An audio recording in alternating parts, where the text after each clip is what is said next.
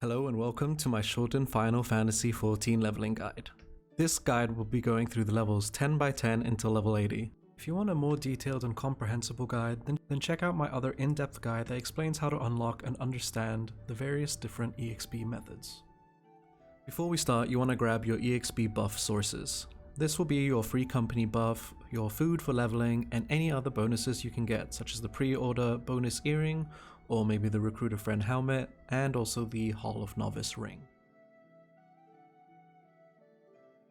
Make sure when you log out it's by an aetheryte crystal, or maybe in a city or an inn, so that you can get that juicy rested EXP.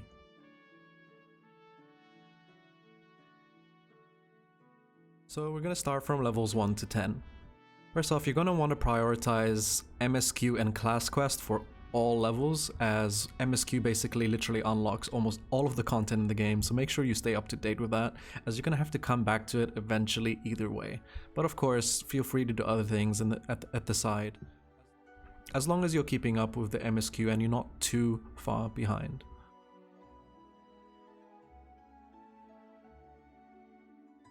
Class quests. Super important for unlocking leveling skills, which will basically help you kill things faster, which means more EXP. Next, you want to open up your hunting log. Some mobs will have a special marker on top of them in the world, which basically means, hey, kill me for free EXP.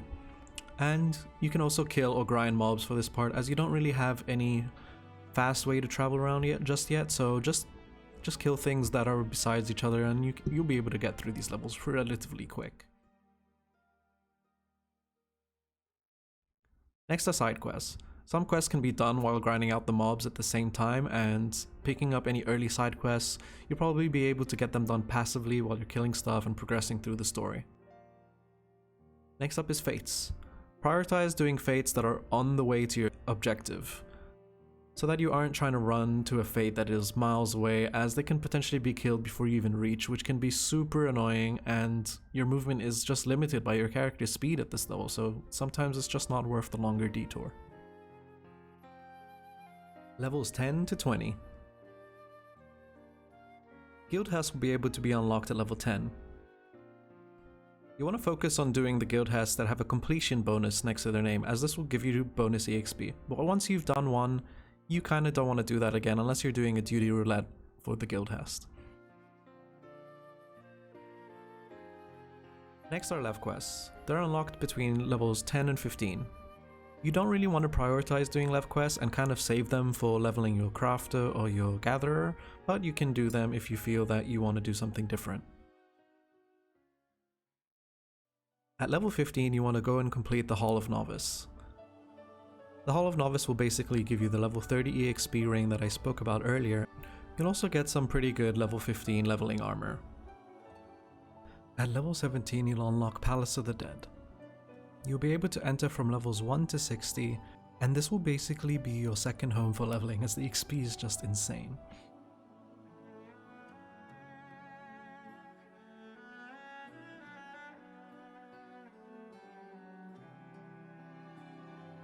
Next up are levels 20 to 40.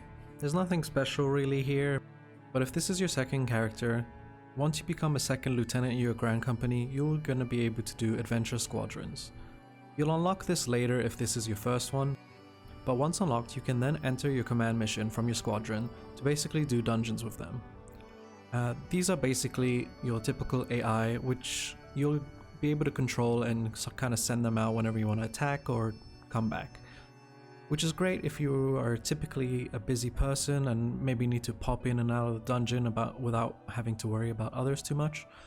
It is also great in dealing with any dungeon anxiety and getting used to your class and the dungeon mechanics. At level 30, you will unlock PvP content in the form of Frontlines, the Feast, and Rival Wings. Frontlines is basically your typical battleground PvP, whilst Feast is your arena type 4v4 combat. Rival Wings is a bit complicated, and it's like a Frontline on steroids with kinda like Gundam robots running around. Even if you're not a huge PvP fan, I'd recommend doing the Frontline Duty Roulette daily. It's a great EXP source, and you can enter with any level 30 plus character that you wish to level, and once inside you can change to another class in case that you don't want to be playing that class that you entered with. And you'll still get XP for that class. So even if you change whilst inside, you're gonna get the XP for your main class. Levels 40 to 50. At level 41, you'll unlock your first beast tribe. These will be the kobolds. You can basically do beast tribe dailies every day to get some extra bonus EXP and level up your reputation with the beast tribe so you can get their cool mounts and other fancy stuff. Congrats on level 50. Now the game starts to open up immensely. At 50 you'll be able to unlock multiple daily duty roulettes, such as the level 50 dungeons, which will be level 60 and 70 dungeons as well once you level up to those levels, trials, main scenario and alliance raids. I personally skip out on the level 50, 60 and 70 dungeons as I feel whilst they are quite fast that it is not worth the XP and I'd rather be doing something else. So I'll recommend definitely doing main scenario once every day. I know it's a bit of a long cutscene, but it gives some really great XP and it's great for DPS rolls. Level 50 you'll also unlock hunts. Pick up your daily, weekly hunts from the hunt board and you've got another source of EXP that you can do.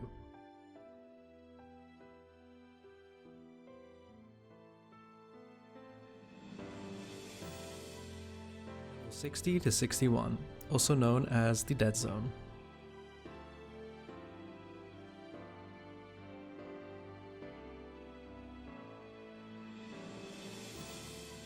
Here you'll be able to unlock the Wondrous Tails.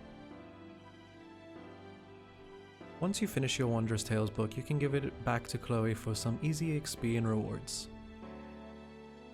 For Dead Zone levels, I recommend saving duty roulettes, as this will be the easiest way to basically go through this sort of horrible level gap.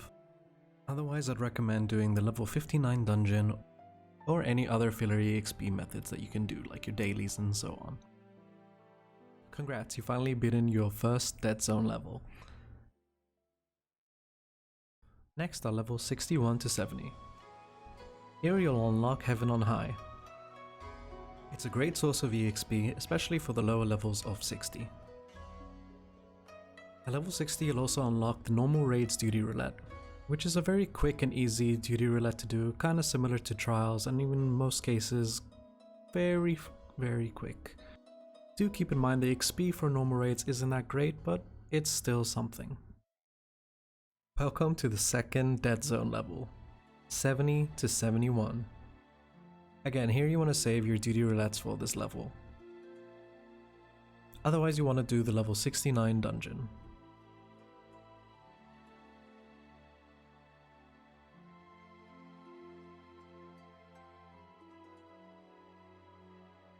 Finally, you're at your last 10 levels. Levels 71 to 80. Here is where you'll unlock the trust system. The trust system is similar to the squadron and command missions, where basically you'll have your AI and they're a bit more optimized to the point where you don't even have to control them. You just need to go near a mob and they'll start doing their own thing. Here, if you have a main character that's unlocked Shadowbringers and unlocked the Bozja Southern Front, it's something that you can do while leveling your alt. So between level 71 and 80, you can enter both Zadnor and the Bozja Southern Front to level your alts. And if you're grinding out those relic weapons, this is probably the best time to level your alts alongside with them, because you'll be hitting two birds with one stone. Congrats, you've reached level 80, now there's so much left for you to explore. I wish you the best of luck on your adventures, and see you in Endwalker.